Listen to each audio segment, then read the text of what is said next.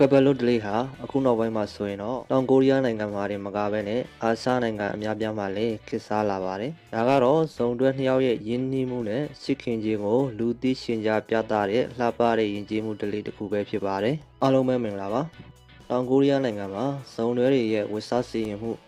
ကပလုတ်အကြောင်းကိုဘုဟုတုဒအနေနဲ့မျှဝေပေးပါမယ်။ဒီဒလေးကတော့ကိုရီးယားရဲ့ယဉ်ကျေးမှုနဲ့ဖက်ရှင်လောကမှာအတော်လေးရေပန်းစားပြီးတော့ထူးခြားတဲ့အမှတ်အသားတစ်ခုပဲဖြစ်ပါတယ်။ကပလုတ်ဆိုတာကတော့ကိုရီးယားဇုံတွေဟာအတူတူရှိနေတဲ့အခါဒါမှမဟုတ်ချစ်သူတဒန်းကိုဖော်ပြတဲ့အနေနဲ့ပုံတူအဝတ်စားတွေဒါမှမဟုတ်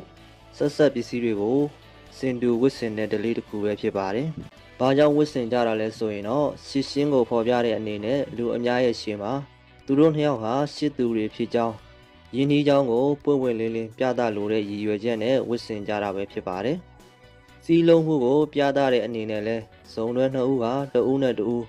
သဘောထားချင်းတိုက်ဆိုင်ပြီးတော့အရာရာကိုအတူတူလှုပ်ဆောင်ခြင်းနဲ့ဆိုတာကိုပေါ်ပြတဲ့သင်္ကေတတစ်ခုလည်းဖြစ်ပါတယ်။အမှတ်တရဖြစ်အောင်လို့တချို့ဇုံတွဲတွေကတော့အမှတ်တရဓာတ်ပုံတွေရိုက်ဖို့ဒါမှမဟုတ်ခရီးသွားတဲ့အခါမျိုးမှာအထူးတလဲဝတ်ဆင်ကြပါတယ်။ဘယ်လိုမျိုးကပလုတ်တွေဝတ်ကြတာလဲဆိုရင်တော့ကပလုတ်ကိုတူညီတဲ့အဝတ်စားတွေဝတ်ဆင်တာအပြင်တခြားနီးလန်းတွေနဲ့လည်းပြုလုပ်နိုင်ပါတယ်။ပထမတစ်မျိုးကတော့အဝတ်စားတူညီခြင်းပဲဖြစ်ပါတယ်။ T-shirt ဂျင်းဂျက်ကင်ဒါမှမဟုတ်ကုတ်အင်ဂျီလိုမျိုးအပေါ်ဝတ်တွေဘောင်းမီတွေစကတ်တွေကိုအယောင်ဒီဇိုင်းပုံစံအားလုံးစင်တူဝတ်ဆင်ကြပါတယ်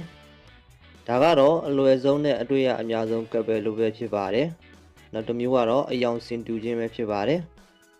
အဝတ်စားရဲ့ဒီဇိုင်းတွေမတူရင်တော့မှအနက်နဲ့အဖြူလိုမျိုးအယောင်အတွဲလိုက်ဒါမှမဟုတ်ခတ်တူတူအယောင်ကိုရွေးဆယ်ပြီးတော့ဝတ်ဆင်ကြပါတယ်။ဥပမာတယောက်ကအပြာရောင်ချက်အင်ကြီးဝတ်ရင်နောက်တစ်ယောက်ကအပြာရောင်ဘောင်းမီကိုဝတ်တာမျိုးပဲဖြစ်ပါတယ်။နောက်တစ်မျိုးကတော့ဖနက်နဲ့ဆက်ဆက်ပစ္စည်းစင်တူဝတ်ဆင်ခြင်းပဲဖြစ်ပါတယ်။ဇုံတွဲလက်စွပ်လက်ကောက်လဲဆွဲနာယီဖနက်ဖုံးကပါ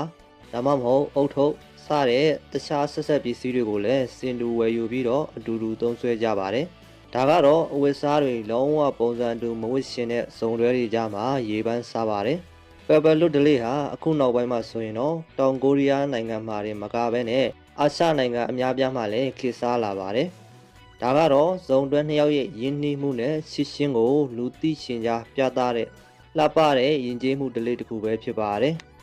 ဟုတ်ကဲ့ပါဒီနေ့အတွက်တော့တောင်ကိုရီးယားမှာဇုံတွဲတွေရဲ့ကပလုတ်ဝတ်ဆင်ခြင်းနဲ့ပတ်သက်တဲ့အကြောင်းအရာလေးကတော့ဒီလောက်ပါပဲခင်ဗျာ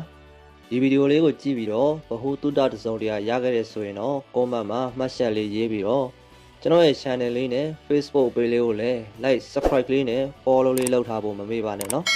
နောက်ထပ်ဗီဒီယိုတွေမှာပြန်တွေ့ပါမယ်ခင်ဗျာအားလုံးကိုကျေးဇူးတင်ပါတယ်